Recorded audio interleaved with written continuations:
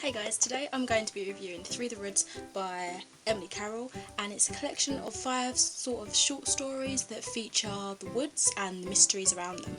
It also includes like a introduction and conclusion, just a little piece by the author, and that in itself is a little story, even though it's very short. It's like a page and a bit, but it feels like a little story because it's illustrated and the way it's written, it's really quite nice. So I ended up giving it 3 stars.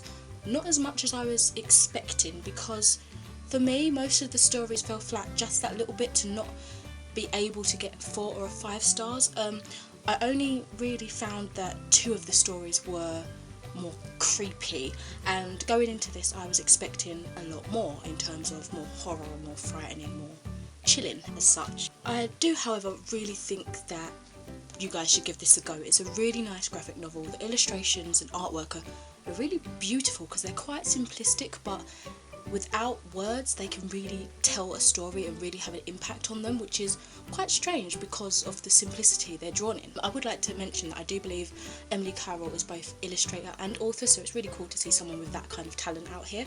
Most of the times an author producing a graphic novel will have an illustrator alongside them. For example, like Neil Gaiman graphic novels, he'll have an illustrator to do the imagery and stuff, and he'll write the words. So because the stories generally aren't as creepy as I was expecting, I don't think it's worth the price, which is $10.99. I know it's more money because it's a graphic novel and the print is in colour and stuff, but I just don't think it lives up to such a high price, you know, for a book or a graphic novel.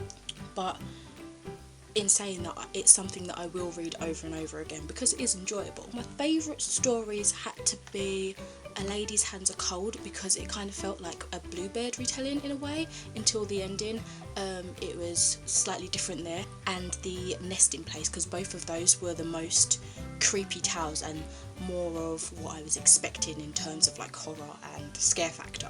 I also think that My Friend Yana was quite a creepy one, but I didn't really understand in terms of dialogue quite a lot of the time. I wasn't sure who was speaking, but as a short story collection, it's quite a nice thing to have.